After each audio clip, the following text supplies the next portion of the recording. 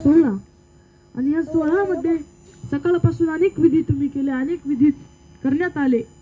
भगवान परमात्म्याची आज दिवसभर खूप सेवा करण्यात आली. आज जन्मोत्सव सोहळा आहे आणि या दुपारच्या सत्रामध्ये 4 ते 5 वेळामध्ये माझ्यासारख्या भाग्यवंताकडे आलेली ही प्रवचन रूपी सेवा, प्रवचन रूपी सेवा ज्यांच्या माध्यमातून माझ्याकडे आले ते आमचे नाना विलास मामा यांच्याकडून सेवा आली. तसेच तुम्ही सर्व शेलार कंपनी सर्वांच्या वतीने माझ्यासारख्या भाग्यवंताकडे आलेली ही सेवा आहे.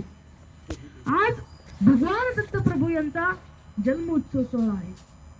अहो, आज पूर्ण महाराष्ट्रामध्ये भगवान दत्तप्रभूंच्या जन्म सोहळ्याचं सगळीकडे आज प्रोत्साहन, सगळीकडे आज आनंदाने आज दिवसभर आज एवढे कार्यक्रम चालू आहेत, एवढे जगभरात मोठे मोठे कार्यक्रम चालू आहेत दत्तप्रभूंच्या. जोपर्यंत संत मंडळी या जगात होते तोपर्यंत त्यांना तुमच्या आमच्या सारख्या माणसांनी त्यांना त्यावेळेस कुणी सुद्धा किंमत दिली नाही मायबापांनो. परंतु आज गेल्यानंतर आज त्यांच्या नावाचा एवढा मोठा जय जयकार चालू आहे.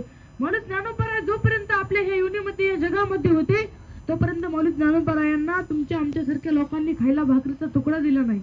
परंतु आज जर विचार करायला गेला तर संजीवनी सोहळ्याला आळंदीमध्ये किती पब्लिक आहे हो? पाया ठेवायची जागा आहे का? अहो, पाया ठेवण्यासाठी सुद्धा तुमच्या आमच्याकडे जागा नाही. परंतु अहो, आज त्या इंद्रायणीच्या काठी लाखोनी पब्लिक आंघोळीसाठी लाखोनी पब्लिक जमा आहे.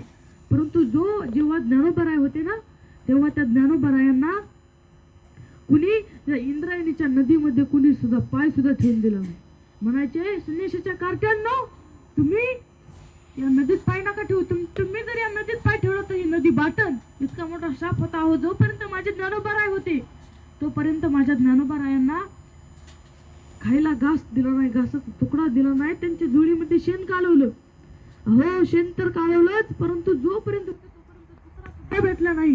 परंतु आज त्यांच्या समाधीच्या ठिकाणी त्यांच्या नैवेद्यासाठी कितीतरी लोक गर्दीने कितीतरी नाव ठेवतात की आमचं नैवेद्य घ्या.